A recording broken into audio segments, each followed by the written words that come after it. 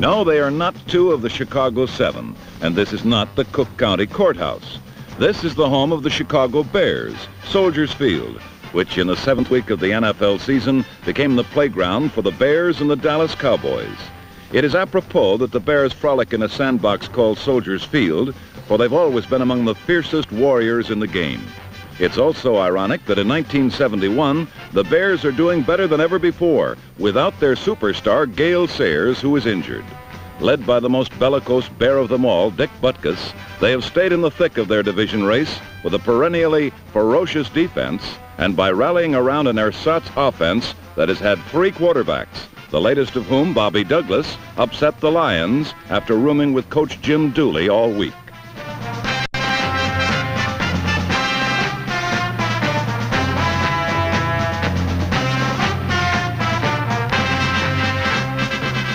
The Dallas Cowboys have quarterback problems too. Only Coach Tom Landry has decided to solve his in a unique way by rotating on every play Roger Staubach and Craig Morton, the NFC's top and 5th-ranked quarterbacks, in hopes of shaking the Cowboys out of an offensive slump. Interceptions and fumbles have been the main reason Coach Tom Landry had lost 2 of his first 6, and last Sunday against the Bears, he hoped to change all this. I'm Bob Delaney, and this is the NFL Game of the Week, the Chicago Bears versus the Dallas Cowboys.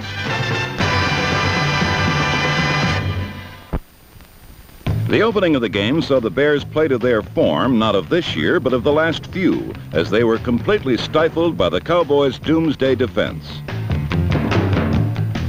Rotating quarterbacks at first did not seem to bother Dallas, as they too played to last year's form and rolled downfield on their first series. First Morton, then Staubach gave the ball to number 33, Dwayne Thomas.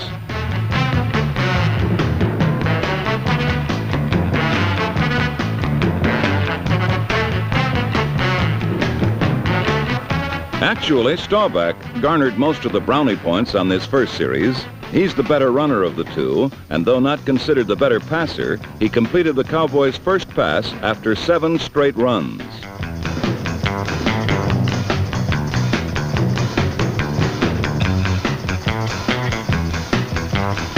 Two Mortons and a Staubach later, it was Roger who also made the key play of the drive, a 26-yard strike to Lance Allworth to the 3.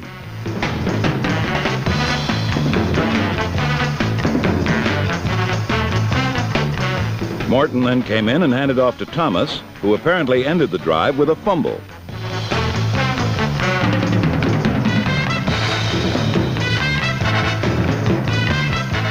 But the decision was to the contrary. On a repeat of the play, watch Thomas clearly have possession when crossing the goal line. The touchdown put the Cowboys ahead on their first drive, 7-0.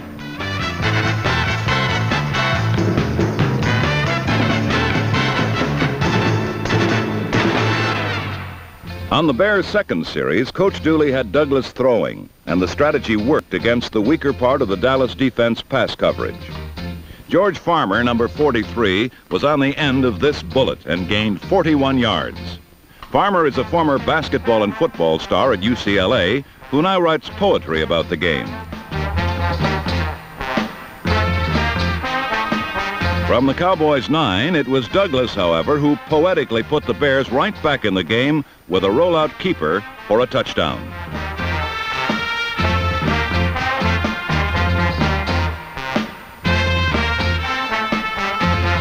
The score was tied at 7, as the Bears, who had previously beaten 2 of the NFL's best in the Vikings and Lions, seemed to have found a quarterback to light their fire.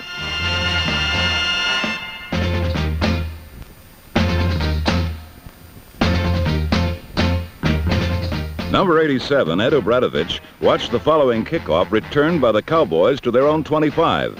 Then it was time for the big bad Bear defense to try to contain the shuttling Dallas quarterback and their teammates.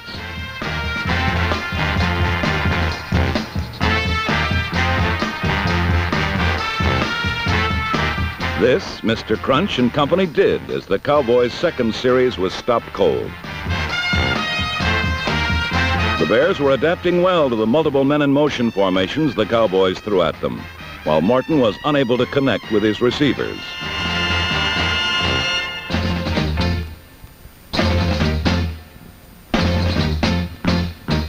So on fourth down, Ron Whitby, the NFC's leading punter, hung one high and deep to Ron Smith, the exciting return man acquired from the Rams, and he almost went all the way.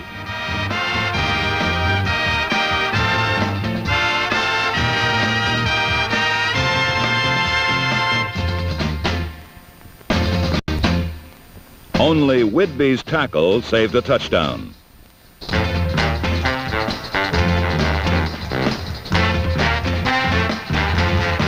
Whitby's tackle did save 4 points, for the Bears were unable to get past Leroy Jordan for a first down. So on came schoolteacher Mac Percival, and he booted the Bears into a 10-7 lead.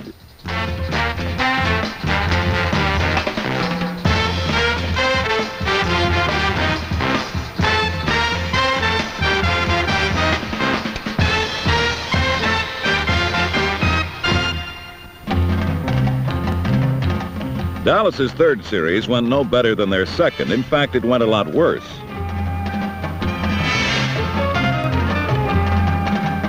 After Butkus and his playmates left their calling cards on Dwayne Thomas, Morton avoided a blitz, but overthrew his pass into the middle of the Bears' deep zone with Ron Smith, the receiver.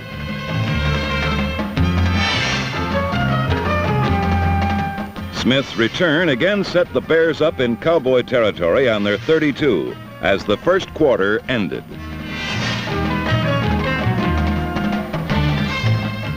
But Chicago could not take it in. Douglas is said to throw a heavy ball, but this one looked like it floated in and out of the arms of Bill Tucker.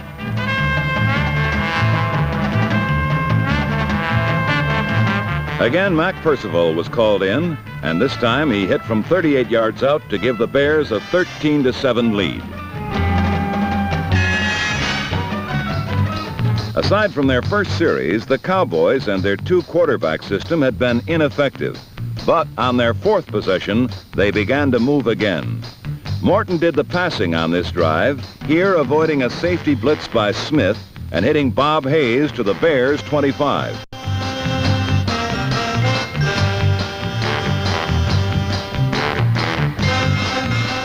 But here the drive stopped.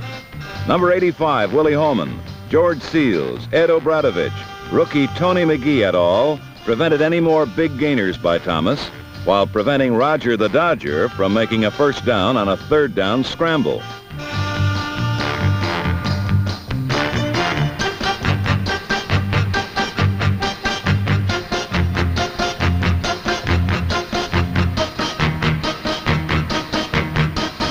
So on 4th and 4, Mike Clark came in to try and close the score, but he too was unsuccessful. The score remained 13-7 Bears.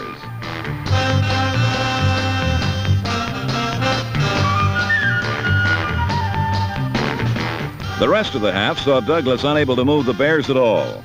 He did manage to hit number 45, Dick Gordon, his premier receiver, but double coverage prevented any long gainers to last year's NFL leader. Most of the time, Douglas was pressured, harassed, and penned in by the Cowboys' front four, unable to clearly see his targets. Doomsday got a safety for its effort when a low snap on 4th down went through punter Bobby Joe Green's hands.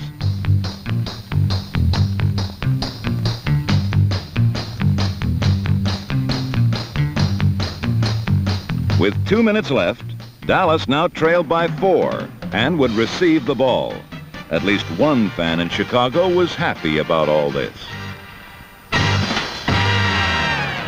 A punt after a safety is interesting because it's like a practice kick without pressure from an onrushing line.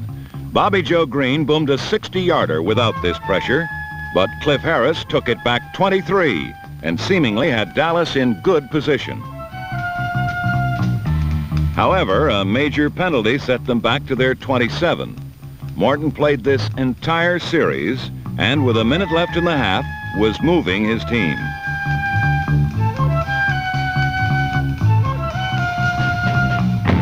But again, as it happened in their losses to the Saints and Redskins, dropped passes and major penalties slowed down the momentum Morton had gained on the drive, and whatever momentum he had, ground to a halt.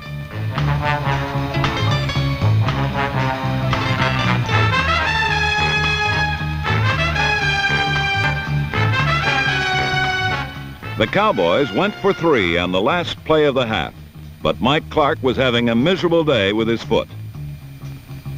The field goal from the 42 failed, and the Bears watched the first half clock run out, leading 13-9, sensing a chance for another upset over a major NFL power.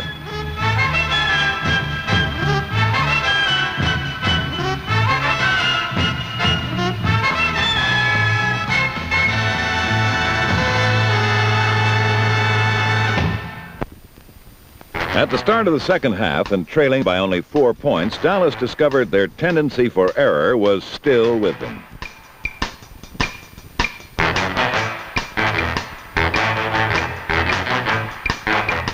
Craig Morton's reaction to the dropped pass underlined the frustration felt by both Cowboy quarterbacks today as Tom Landry continued to alternate them.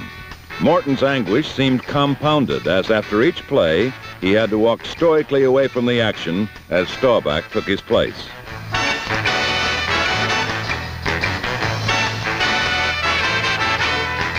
The play that Jolly Roger brought in couldn't have been exactly what Tom Landry had in mind.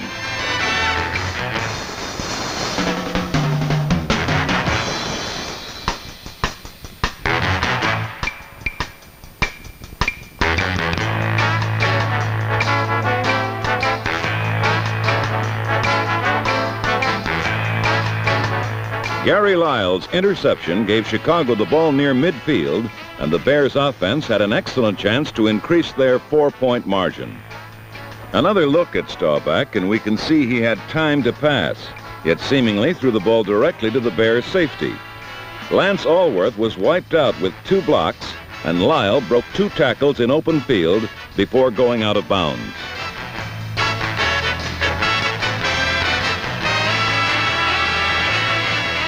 Lyle, a 4-year veteran from George Washington, was starting today only because regular free safety rookie Jerry Moore has a leg injury. The defense had again given Bobby Douglas good field position, and he quickly improved upon it by finding George Farmer slanting across the middle to the 30-yard line. It was the second big catch of the game for the poet from UCLA. Can't you just imagine Farmer reading poetry to Dick Butkus? After Don Schei made a short run, Douglas threw again, and this play, more than any other, symbolized this ball game.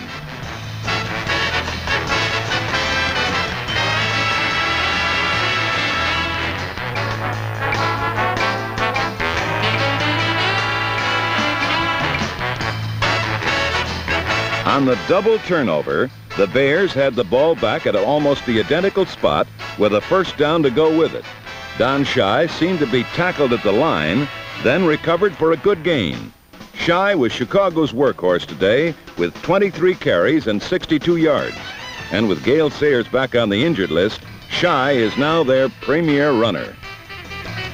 Douglas soon lost all the yardage Schei had gained, however.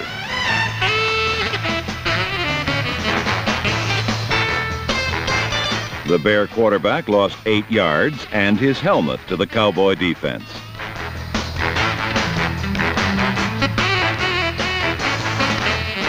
And on third down, Schei was simply swarmed by Cowboys.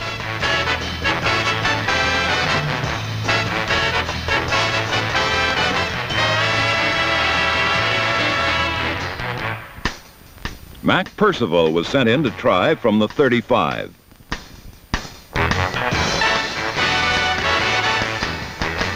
His success brought the score to 16 for Chicago, 9 for Dallas. Now Dallas trailed by a touchdown, and Morton went to Lance Allworth on the next series. The usually sure-handed Allworth had 5 catches today. This wasn't one of them.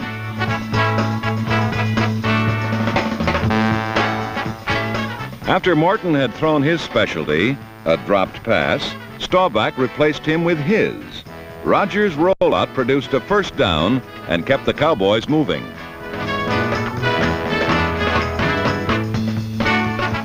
Morton finally had some help on the next play. Margene Adkins kept both feet in bounds, and Dallas was at the enemy 40.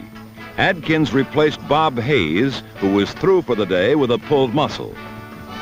Staubach's turn, and he went to Allworth at the same sideline and in front of the same cornerback, Bob Jeter.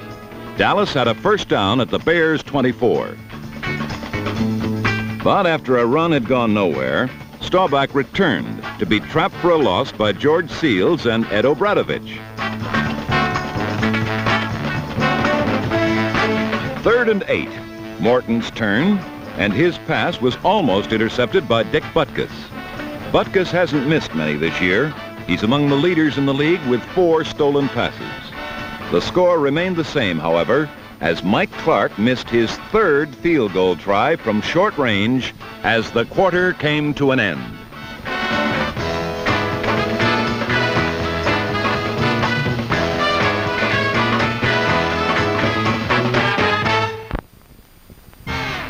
As the final period began, Douglas gave Dallas another chance to make up their 7-point deficit.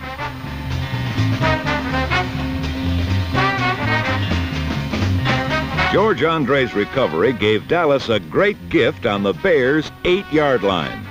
But as they'd been all day long, the Chicago defense was equal to the challenge. 2 straight runs by Dwayne Thomas got absolutely nowhere. And on 3rd down, when Morton found Garrison with a pass to the right flat, linebacker Doug Buffone made a great tackle to save a sure 6 points.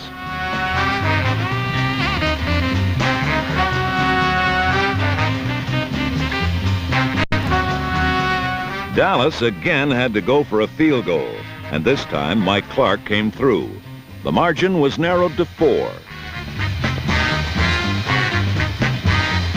The Soldier Field crowd of over 43,000 had seen great defense from their team all day.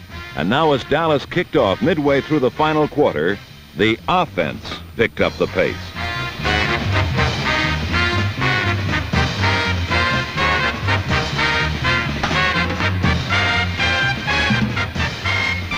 Ron Smith returned the kick to the Chicago 37.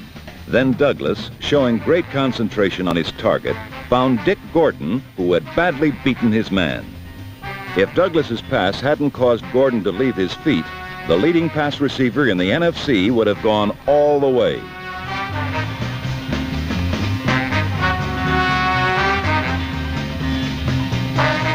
On the next play, leaving Mel Renfro trailing in his wake, Gordon did go all the way. The Bears had seemingly put a close game out of reach of their opponents.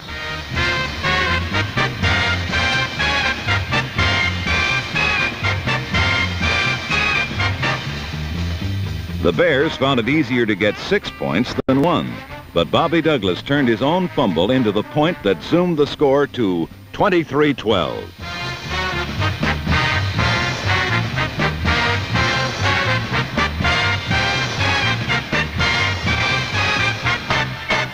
Now trailing by 11 points, Dallas had to put the ball in the air, so Landry abandoned his game plan and stayed with Craig Morton. It looked like good yardage on the screen, but Dwayne Thomas coughed up the ball.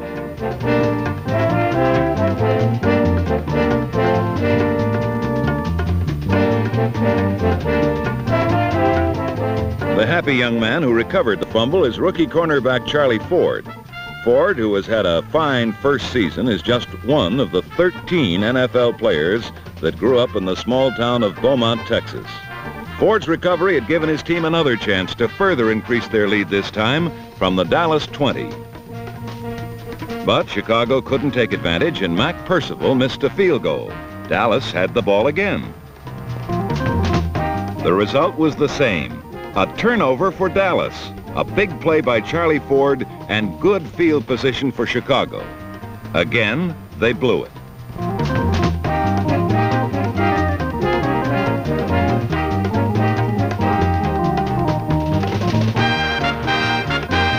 Now the script changed. Dallas took over after a punt. With less than 4 minutes to go, Dallas moved the ball. Walt Garrison weaved his way for 20 yards.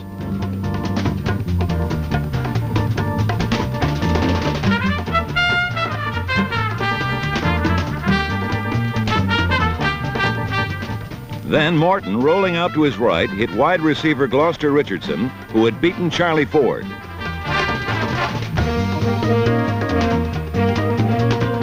With striking suddenness, Dallas had narrowed the gap to 4 points.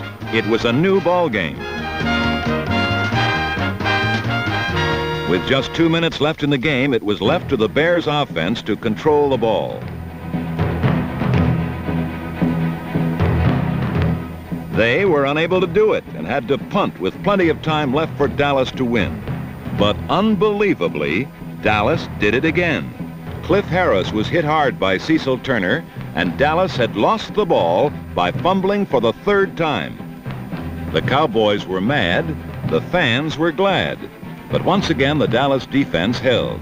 They forced a punt into the end zone, and with just 52 seconds showing, the Cowboys offense came on for their final try.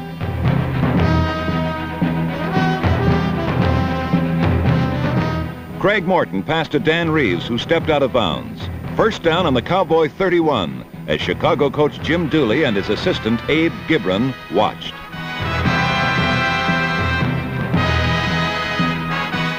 Morton again went to the sure-handed Reeves, this time to the opposite side. Another first down.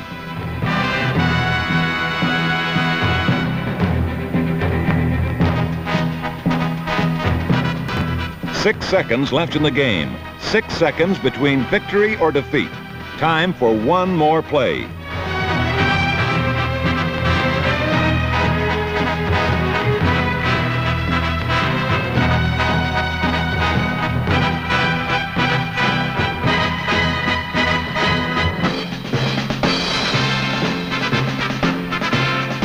It was all over.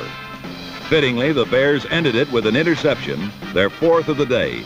The 7 turnovers for Dallas had been the deciding factor in today's thriller. It was a great victory for the Bears, for it enabled them to stay in 2nd place, only 1 game behind the Vikings. For Dallas, the loss was particularly stinging because they again fell 2 full games behind the first-place Redskins in their division. Today's game was really the story of 2 coaches with quarterback problems. The problems are of a different nature, and the solutions were directly opposite. In one case, a coach's confidence in a young man appears to have paid off. In the other, indecision has divided responsibility and compounded the problem even further.